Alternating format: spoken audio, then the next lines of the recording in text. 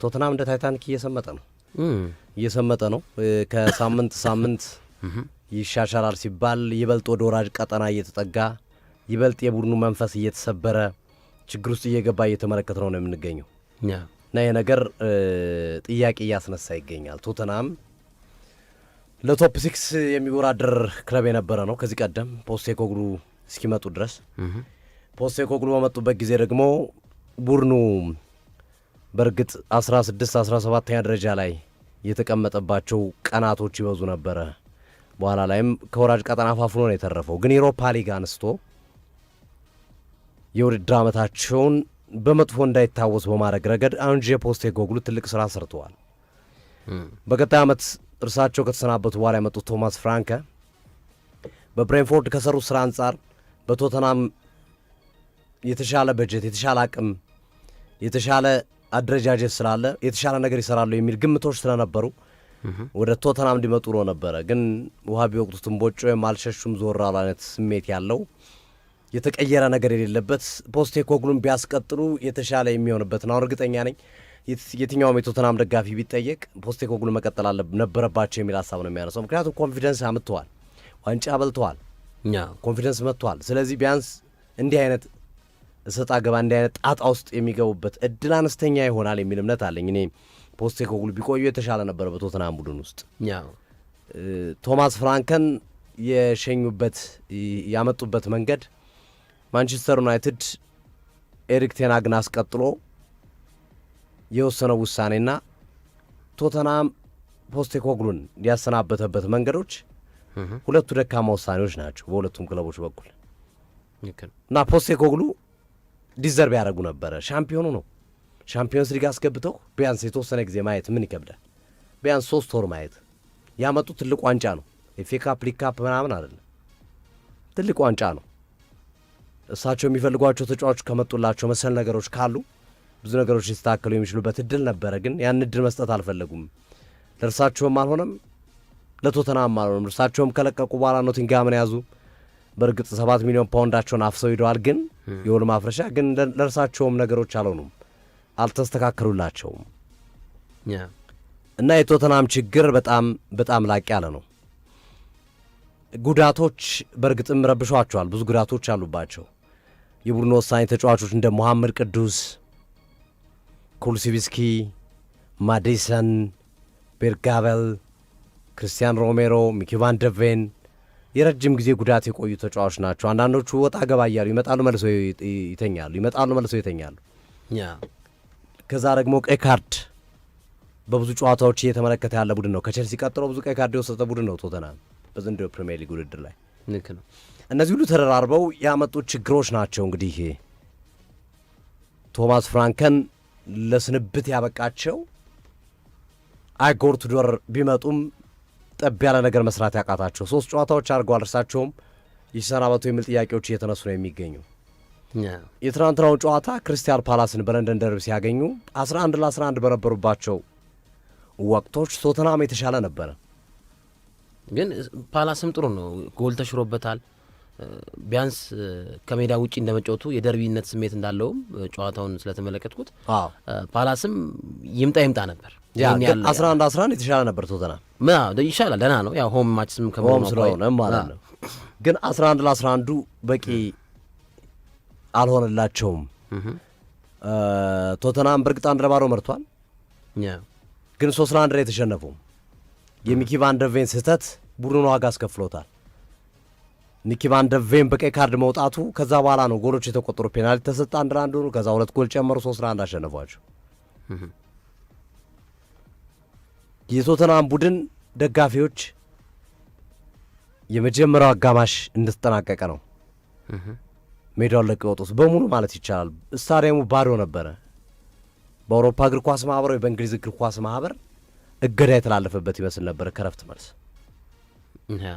በጣም ተስፋ አስቆራጭ ነው ለቶተናም እግር ኳስ ክለብ።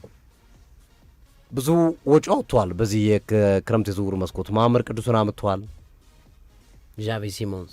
ዣቪ ሲሞንስን አምጥቷል። ከአርሰናል ያልተናነሰ፣ ከነ ሲቲ ያልተናነሰ፣ ከነ ዩናይትድ ያልተናነሰ በጀት መድቦ አውጥቷል። ቡድኑ የሚተናነስ አይደለም የሚያወጣው ወጪ። ነገር ግን ቡድኑን ቢያንስ ለቶፕ 4 ለቶፕ 6 የምጠብቀው ቡድን እየተፎካከረ የሚገኘው ላለመውረድ ሲሆን ግን ያሳቅቃል። ካለመውረድም የቶተናም የሚያሳቅቀው ነገር ካለመውረድም ባለፈ ቶተናም አሁን ላለመውረድ ከሚጫወቱ ቡድኖች አንጻር ከኖቲንግሃም ፎረስትና ከዌስትሃም አንጻር ስታየው ቡድኑ በጣም ደካማ ነው። እሱን አሳሳቢው ነገር ዌስትሃም እየተነቃቃ ነው፣ እየመጣ ነው ለመትረፍ። ኑኖ ስፕሪንቶ ሳንቶ ቀስ አድርገው አባብለው ዌስትሃምን ሊያተርፉት እየተቃረቡ ነው። ኖቲንግሃም ፎረስት ሲቲን ነጥብ አስጥሯል። ጥሩ ትግል እያደረገ ነው። ቪቶር ፔሬራ አዲስ አሰልጣኝ ሹሟል። አሁንም የሚሻሻል ቡድን ይመስላል ስታየው የቡድን ቅርጽ፣ ያጫወት መንገዳቸውን፣ የተጫዋቾችን ጥራት ስትመለከት። ቶተናም በተቃራኒው እየወረደ እየመጣ ያለ ክለብ ነው። እየወረደ ነው ከጊዜ ወደ ጊዜ። ጎል የሚያስተናግደው ቁጥር እየበዛ ነው። ቀይ ካርድ እየበዛ ነው። ስህተቶች እየበዙ ነው። 2026 የፈረንጆቹ ከገባ ወዲህ አንድም ጨዋታ ያላሸነፈው ብቸኛው አውሮፓ ክለብ ነው ቶተናም። 11 የፕሪሚየር ሊግ ጨዋታ አድርገዋል። አንዱንም ጨዋታ አላሸነፈም። ቀጣይ ጨዋታዎቹ በጣም ከባዶች ናቸው። በሻምፒዮንስ ሊግ አትሌቲኮ ማድሪድን፣ በፕሪሚየር ሊግ ሊቨርፑልን፣ እንደገና በሻምፒዮንስ ሊግ አትሌቲኮ ማድሪድን ነው የሚያገኘው ቶተናም። ምን ሊውጠው ነው? ምን ሊሆን ነው ቶተናም? የከተማ ተቀናቃኛቸው አርሰናል ዋንጫ ለመብላት መንገዱ ሰው እየሰመረለን ነው እንዴ? ኢትዮጵያ ውስጥ እንዳለው አይደለም። በነገራችን ላይ የአርሰናልና የቶተናም ፉክክር ደርቢነት እንግሊዝ ያሉት በጣም የተለየ ፉክክር ነው ያላቸው። ቶተናም ወርዶ አርሰናል ዋንጫ ከወሰደ ለአርሰናል 2 ዋንጫ ነው። አንድ ዋንጫ ብቻ አይደለም፣ የፕሪሚየር ሊግ ዋንጫ ብቻ አይደለም። የቶተናም መውረድ በራሱ ሌላ ዋንጫ ነው። የሰሜን ለንደን ደርቢን ላንመለከት እንችላለን። አንድ ትልቅ ደርቢ ያመልጠናል በእንግሊዝ እግር ኳስ ውስጥ። በእርግጥ ደርቢ ነው ለማለት ያስቸግራል። እንደው ይሄ የደጋፊዎች ስሜት አካባቢ ያለው የነጭና የቀይ ማሊያ ፉክክር ካልሆነ በስተቀረ ሜዳ ላይ እንኳን እየተፎካከሩ አይደለም። 5 ዓመት 6 ዓመት አርሰናል ሳይሸነፍ የተጓዘበት ደርቢን ይሄን ደርቢ ለማለት ይከብዳል። 5 ዓመት የአንድ ቡድን ብቻ የበላይነት የታየበትን ጨዋታ ደርቢ ብሎ ለማስቀመጥ በጣም አስቸጋሪ ይመስላል። ካለፈው ጊዜ ያለፉት የቶተናም ጊዜያቶች ደስ የሚሉ አይደሉ። አመቱ ሙሉ የተመለከት ናቸው። ግን እየመጣ ያለው ደግሞ ካለፈው ጊዜ የባሰ ነው። በቶተናም ቤት ውስጥ ካለፈው ጊዜ የባሰ ነው።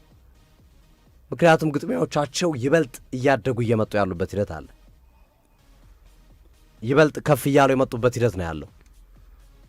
በዚህ ሁኔታ ውስጥ እንዳልኩት ነው አትሌቲኮ ማድሪድን 2 ታገኛለህ፣ ሊቨርፑልን በማል ታገኛለህ። ከዛም ጨዋታዎቻቸው ከባባሮች ናቸው።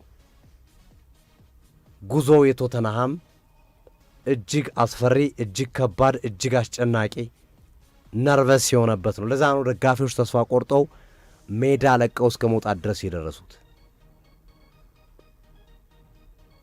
ይሄ የአመቱ ትልቁ ሰርፕራይዝ ይመስለኛል ቶተንሃም ከወረደ። በቃ ከባዱ ማንም አይጠብቅማ እንዴ። ኢቭን በጥሬ ዝውውር መስኮት እኮ ተጫዋች አምጥተዋል እኮ እነ ኮነር ካላጋርን እኮ አምጥተዋል እኮ።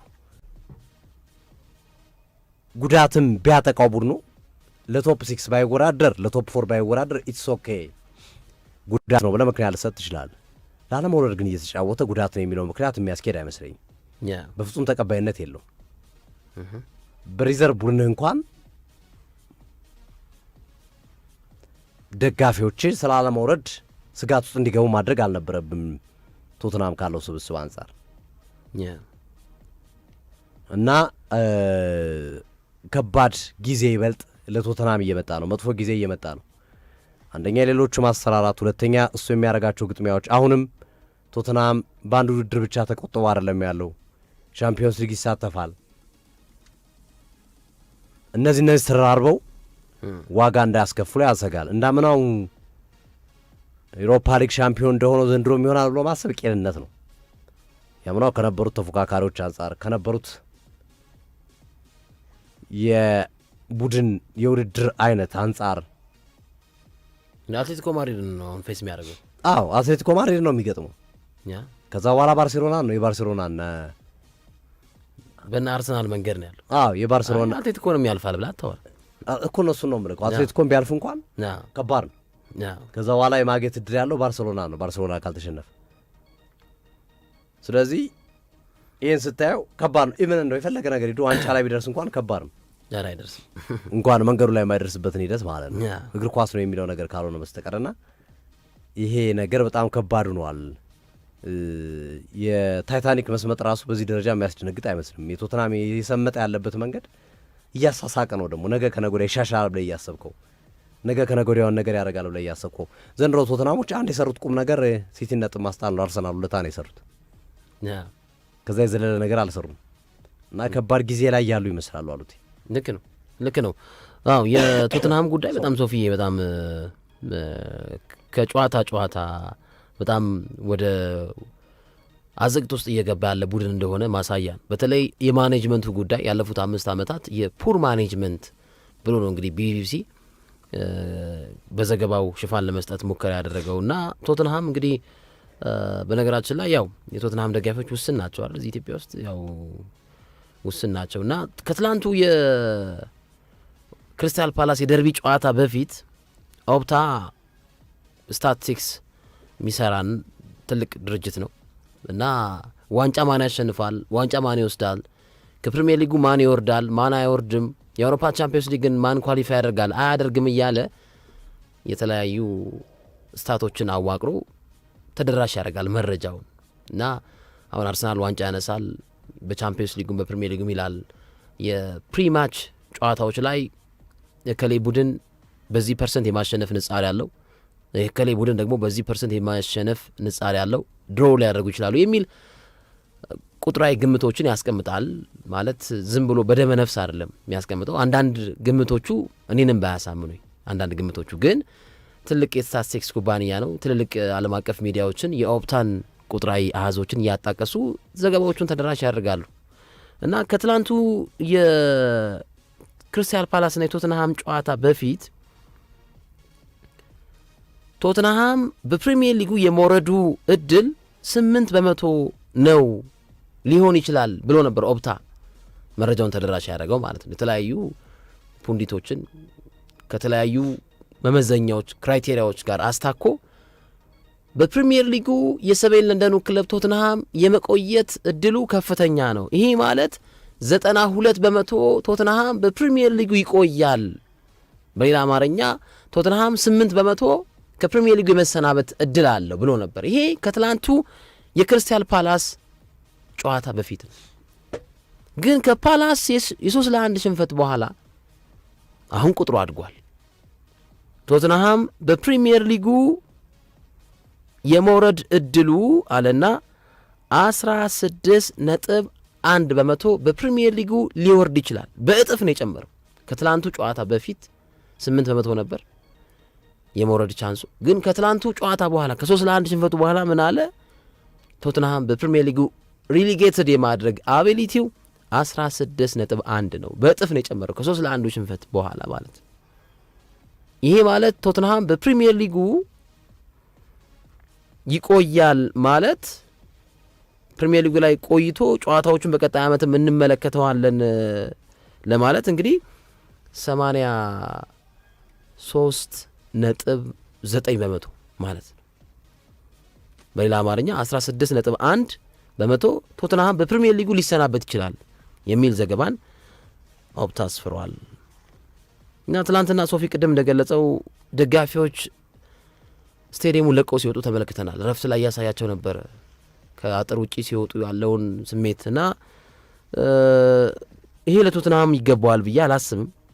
ማለት በፕሪሚየር ሊግ እኔ ቢወርድ በጣም ፑር ነው ትላል። አሻሽሎ እንዲመጣ ራሱን በደንብ ሪፎርም አድርጎ እንዲመጣ ትመኛል። ማለት ተፎካካሪ የድሮ መንፈሱ እንዲመጣ ማለት ነው። ግን ደግሞ በፕሪሚየር ሊጉ አሁን ያለው የደርቢነት ስሜት ሁሌም ለተመልካች አዝናኝ ስለሚሆን እንዲወርድ አትፈልግም። እንደ እግር ኳስ ተመልካች እንደ ደጋፊዎችም ቶተንሃም እንዲወርድ አይፈልጉም። ወልቭስ ከሚወርድና ቶተንሃም ከሚወርድ ቢባል አሰስ ቢደረግ ወልቭስ ቢወርድ ነው፣ ሊድስ ቢወርድ ይሻላል ለፕሪሚየር ሊጉ ድምቀት ሲባል። ምክንያቱም ቢያንስ በአመት የምንመለከታቸው የደርቢነት ስሜት ያላቸው ጨዋታዎች አሉ። ቶተንሃም ከአርሰናል፣ ቶተንሃም ከቼልሲ፣ ቶተንሃም ከፉልሃም፣ ቶተንሃም ከፓላስ፣ ቶተንሃም ከብሬንትፎርድ። እነዚህ የደርቢነት ስሜት ያላቸው ጨዋታዎች ለተመልካች አዝናኝ ናቸው።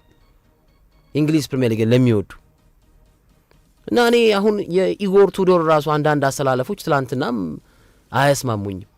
ማለት ገና እርሊ ነው፣ ገና ጥቂት ጨዋታዎችን የመሩት በቶትንሃም ቤት። ግን አሁን ትላንት ለምሳሌ ጃቪ ሲሞንስን በቋሚነት አለማሳለፋቸው፣ ሪቻርድሰንን አለማሳለፋቸው ወይም እርሊ አለመቀየራቸው። እሺ ግን ጃቪ ሲሞንስን አሁን በደንብ ማሰለፍ ነበረባቸው ብዬ አስባለሁ። ኢቭን አሁን ቢቢሲ ላይ እየተመለከትን ባለነው የደጋፊዎች የተለያዩ ስፖርት ቤተሰቦች ድምፅ ቶትንሃም ይወርዳል 64 በመቶ ነው። ቶትንሃም አይወርድም ተስፋ አለው ጭላንጭል ነገር አለው 36 በመቶ ነው። ይሄ የስፖርት ቤተሰቡ ግምት የሚሰጠው እንትን ነው። ግን የኦፕታ ስታት ደግሞ ከትላንቱ የ3-1 ሽንፈት በኋላ 16.1 በመቶ ቶትንሃም ፕሪሚየር ሊጉን ይሰናበታል የሚል ሀሳቡን እንግዲህ ተቀማጭ አድርገዋል። እና ትላንትና እንግዲህ ከደጋፊዎች ስቴዲየሙን ለቀው ከወጡ ደጋፊዎች መካከል ከቢቢሲ ሬዲዮ 5 ጋር ደጋፊዎች የአንድ ለአንድ ቃለ ምልልስ አድርገዋል። ሃሪ የተባለ አንድ የስፐርስ ፋን ደጋፊ በጣም ቡድኑ እጅግ በጣም በከፍተኛ ትራብል ውስጥ እንደሚገኝ፣ በከፍተኛ የውጤት ማጣት ውስጥ እንደሚገኝ ለቢቢሲ ይናገራል። ምን እንደተፈጠረ አላቅም፣ ግን ጥሩ ቀኖች ይመጣሉ ብዬ አስባለሁ እና የአመራሮቹ መቀያየር አሁን ከዳንኤል ሌቪ መውጣት በኋላ በጣም ቶትንሃም ባይዘው የትዕግስተኛ አሰልጣኝ አይደለም፣ ትዕግስተኛ ቡድን አይደለም አሰልጣኝ ለማሰናበት ካለው ስም አንጻር አኳያ እውነት ነገር ከተባለ በጣም ዳንኤል ሌቪ እንደውም በነበሩባቸው ጊዜያት አሰልጣኞችን የሚቀያይሩ ትዕግስት ያልሰፈነባቸው ትዕግስት ያልሰጣቸው ሰዎች ናቸው። ትልቅ አሰልጣኞችን አምጥተዋል። ዮዜ ሞሪኒዮን አሁንም የተመለከትናቸውን የአሰልጣኝ ሹምሽሮች ብንመለከት በጣም ሮቴሽኑ የፈጠነ ይመስላል እና ይሄ ሃሪ የተባለው የቶትንሃም ደጋፊ ቦርዱ ላይ ነው ጣቱን የቀሰረው። ኮንስታንት የሆነ አንድ ማናጀር ይህንን የሚያሳልጥ ቦርድ ይፈልጋል እና እንደውም የደጋፊዎቹ ስሜት ማሪሲዮ ፖቼቲኖ እንዲመጣ፣ ፖቼቲኖ ነው ቶትንሃምን ትልቅ ያደረገው እና አሁንም ወደ ትልቅነታችን የሚመልሰን እሱ ነው የቶትንሃም አለቃ መሆን ያለበት የሚሉ ሀሳቦች ከቶትንሃም ደጋፊዎች እየተንጸባረቁ ይገኛሉ። እና ምን አለ መሰለ ይሄ ሃሪ የተባለው ስኳዳችንን እንመለከተዋለሁ አሉ እና በዚህ ስኳድ እንዴት ነው ቻምፒዮንሺፕ የምንጫወተው? በጣም ቻምፒዮንሺፕ ራሱ ቀላል አይደለም። በዚህ ረገድ ተጫዋቾች ወደ ቻምፒዮንሺፕ ራሱ ብንወርድ ከቶትንሃም ጋር አይዘልቁም፣ ይለቃሉ የሚል ሀሳቡን አጋርቷል። ይሄ እንግዲህ ትናንትና እረፍት ላይ ክሪስታል ፓላስ ቶትንሃምን በሚመራበት ሰዓት ደጋፊዎች ከስቴዲየም ወጥተው ሲሄዱ ቢቢሲ ካናገራቸው የቶትንሃም ደጋፊዎች ነው እና ምን ይላል መሰለ፣ በጣም ያሳዝናል። በጣም ቃለመልስ ሶፊ እኔ አሁን ትልቅ ሰው ባልባልም ወጣት ባልባልም ቶትንሃምን ከ3 ዓመቴ ጀምሮ ነው ማቀው ምደግፈው። አሁን 28 ዓመቴ ነው። ከዚህ ቀደም ቶትንሃም ሲጫወት ስቴዲየም ለቅቄ ወጥቼ አላቅም። እንደዚህ አይነት ደጋፊም አይደለሁም። ግን ትላንትና ልቤ ተሰበረ። በጣም ደጋፊው ያለው ስሜት በስቴዲየም ውስጥ የነበረው ድባብ እጅግ በጣም አሳዛኝ ነበረ የሚል ሀሳቡን አጋርቷል። በነገራችን ላይ ወልቭስ ብቻ ነው ቶትንሃምን የሚበልጠው፣ ማለት ቶትንሃም ወልቭስን ብቻ ነው የሚበልጠው። በሜዳ ላይ በተጫወቱት ጨዋታ ላይ የትላንቱ የቶትንሃም ሽንፈት 10ኛ በሜዳውና በደጋፊ ፊት ሽንፈትን ያስተናገደበት ጨዋታ ነው 10ኛ እና ቶትንሃም በዚህ ረገድ ፉክክሩ ከነማን ጋር ነው? ከነ ወልቭስ ጋር ነው። እንደውም ወልቭስን ያለፉትን 2 ጨዋታዎች በሜዳው አሸንፏል እና የቶትንሃም ጉዳይ ከየት ወደየት ነው የሚሉ ሀሳቦች እየፈለቁ ይገኛሉ። ከ49 ዓመት በኋላ ለመጨረሻ ጊዜ ሪሊጌትድ የማድረግ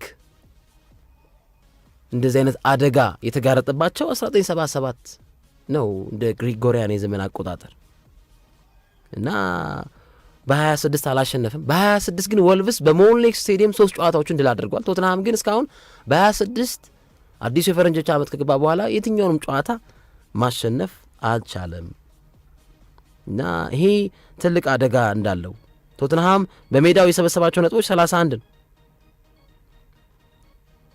በጣም ይሄ እንዲተች ከሚያደርጋቸው ነጥቦች መካከል አንዱ ነው።